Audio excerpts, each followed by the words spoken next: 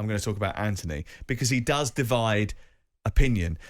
I was speaking to Dean Ashton. He thinks he's great. He's got loads of potential, but I don't think he gives you enough at this moment in time. For the amount of money that was spent on him, 85 million quid, he can dribble, he can run, but he can't pass or cross with his right foot. And his end product is limited to cutting in on that left foot and unleashing a shot. He's the last to start running back when a move breaks down. He is definitely one that doesn't track back when he's supposed to. Usually it's broken down with him.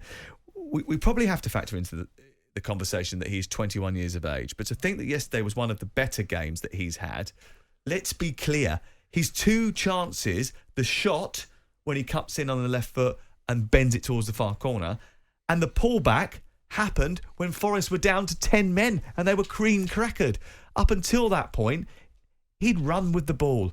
He'd dribble with the ball. He'd had a lot of touches. I was sitting there screaming at the TV screen, why do they keep pushing the ball out towards that right-hand side when the switch is on to Rashford on the other side? At one stage, Rashford switched over at the end of the first half because he was thinking, well, otherwise I'm never going to get the ball here.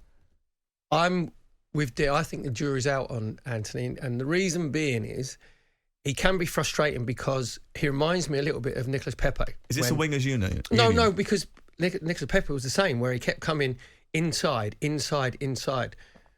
I'll be amazed if in the summer and in training sessions that the coach staff, Erik Ten Hag and his coach staff, aren't working on Antony, saying, look, you have to have more arrows in your back, right? You need to have more options. You need to be able to have more different ways of taking the fullback on. So you need to be able to go on the inside and then go on the outside. So even if you go on the outside a couple of times and you go on your right-hand side and you try and get the cross with your right foot, it puts the doubt in the defender's mind.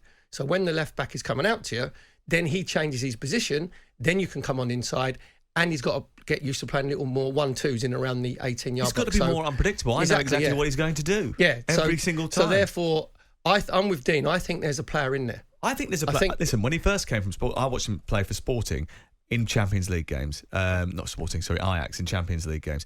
And I thought he had quality. He's got something about him. He's got a little bit of bravado. He's got a bit of an ego. Oh, he's got the arrogance that you need. He's got all of that, but he's got to do the work. And in the Premier League, you can't get away with not tracking back. You can't get away with having one trick. You've got to have more than that.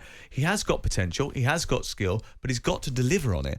Because ultimately, Manchester United, where you've spent £80 million and you're playing in the Manchester United team, they need product. And this is his second season now. He's got to start to produce on a more regular basis and a more consistent basis. Yeah, in the days of all these stats and analysers as well, you need your assists, don't you? You need goals as well to be chipping in, because obviously you're playing in the four positions.